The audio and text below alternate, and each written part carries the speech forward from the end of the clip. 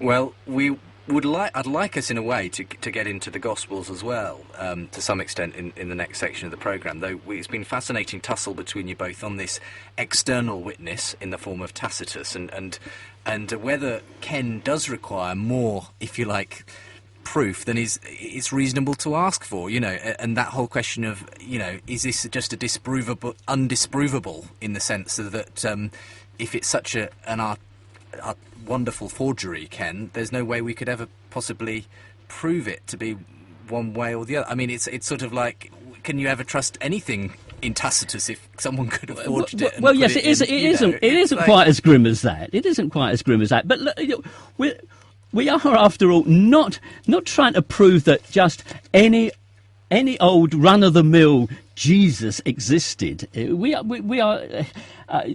confronted with a character who makes great claims for his presence on earth and his purpose in humanity's story. I mean, if he was so great, there should have been a residue of his existence. Let's continue this discussion in just a moment's time. You're listening to Unbelievable here on Premier Christian Radio as my guests Ken Humphreys and JP Holding do battle on the existence of Jesus. Do join us again on the other side of a break. And don't forget, this programme available online at premier.org.uk/unbelievable. And don't forget, you can call in too and give your emails as well as response. I'll give you the details for doing that at the start of the next section. Welcome back to Unbelievable. Before we go back to our discussion here in the studio on the existence of Jesus, let me say that next week we're going to hear an interfaith discussion between Stephen Pasht of Jews for Jesus, he's a Messianic Jew, and Jonathan Romain, he's a rabbi, a Reformed rabbi in the Jewish faith, and they're going to be asking, was Jesus the Messiah of the Jews? Very interesting discussion, same time next week between 2:30 and 4. You're listening to Unbelievable on Premier Christian Radio.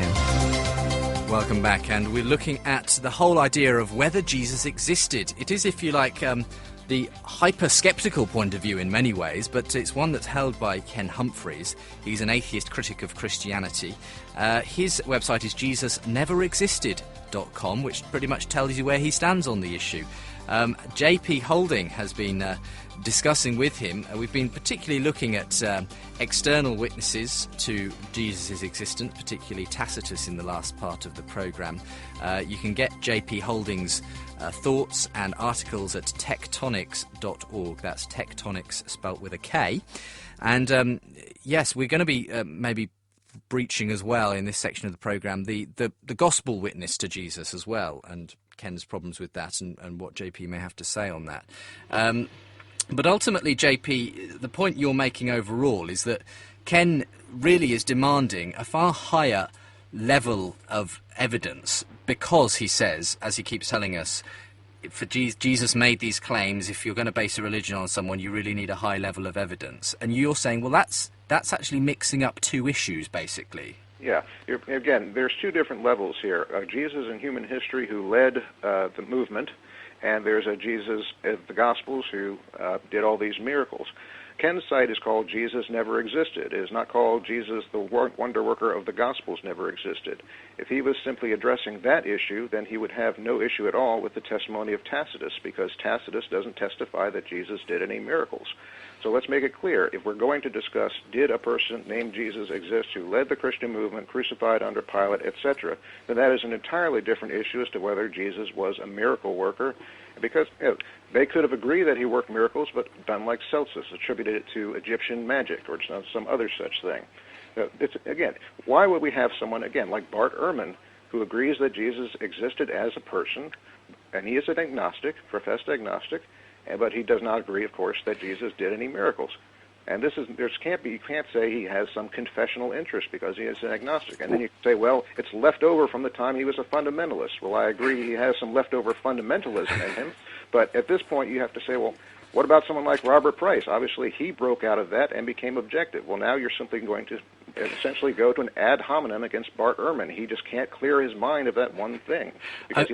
You're saying that Ken has a very, if you like, presumably he claims Christians have vested interests in putting the record for Jesus in a good light. Are you saying that Ken is equally in the other direction, drawing on the very, very most out there kind of theories and possibilities of history to put this case together? I don't use people's motives in my arguments unless it's something obvious or unless I want to make a point, which is not very often with that. I mean, my point is that appealing to people's motives and biases and interests is simply a distraction from the evidence. And you can interpret interest in many ways. You can say, well, because they had an interest, they invented a person named Jesus. Well, their interest could also motivate them to report the historically accurate fact that Jesus existed. Motive can cause any number of reactions, whether real ones or fake ones. And so it's really a straw man is what it is. It's a diversion from the evidence to appeal to people's confessional interests or their biases. I mean, you yourself have admitted, Ken, that you're in a minority position. And the vast majority of biblical scholars out there are not making these kinds of claims. No. And then you're putting on them that, well, that's just because there's been such an overriding assumption in the historical fact of Jesus. I mean, but we have historians here who aren't kind of, tied to some kind of belief in Christianity, like Bart Ehrman. We're all on a voyage. I mean, Bart Ehrman has gone from a fundamentalist Christian to this agnostic now, who may still believe in a historical Jesus at this moment in time, but he's still a relatively young man. Maybe in 10 years' time he'll explain why he lost faith in a historical Jesus. We don't know that yet. We all evolve in our ideas. Hopefully, I certainly have. I mean, I've said this on your show before, Justin. At one stage, if we put the clock back long enough, I would have just said, as everybody else would, oh, there's probably a historical Jesus, because you can make that comment without fear of contradiction and without one iota of evidence. Now, the point is, I have no axe to grind in whether there was or wasn't a historical Jesus. I simply found that there wasn't. When I started to investigate and tried to find him, I found I couldn't. And I wasn't the first to do that, because scholars have been doing that for 200 years. They've discovered that there is no historical Jesus. That's why some of them, like Rudolf Bultmann, said give up on the looking for it, concentrate on Christ. Okay, let's move the argument on then.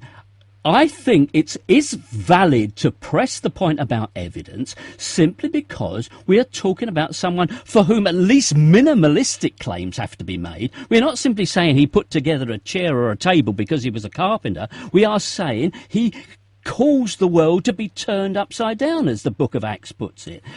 People's lives were transformed, as the apologists always keep telling us. They suffered unto death so they would maintain because of this faith. So there supposedly was something there that was more than just another carpenter.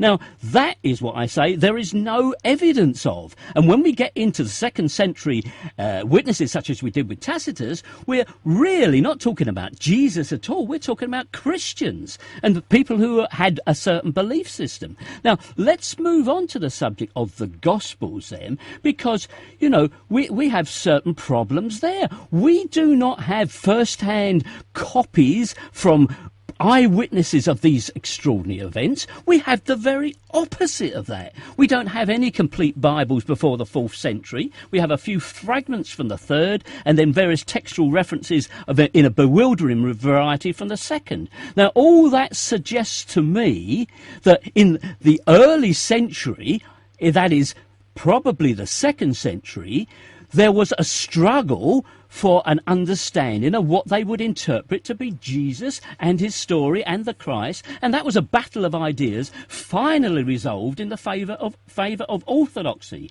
And when we look at the Gospels, what we have today is the testimony of the winners in a very acrimonious and violent debate. JP, is that the way you see the way that the New Testament canon has come to us? No, and I'm going to briefly comment on those last points before I go into the Gospels. Go ahead. We'll see Bart Ehrman in 10 years. Well, G.A. Wells changed away from the idea that Jesus didn't exist, so maybe in 10 years we'll see Ken Humphreys change his mind as well, and we'll use that as a basis.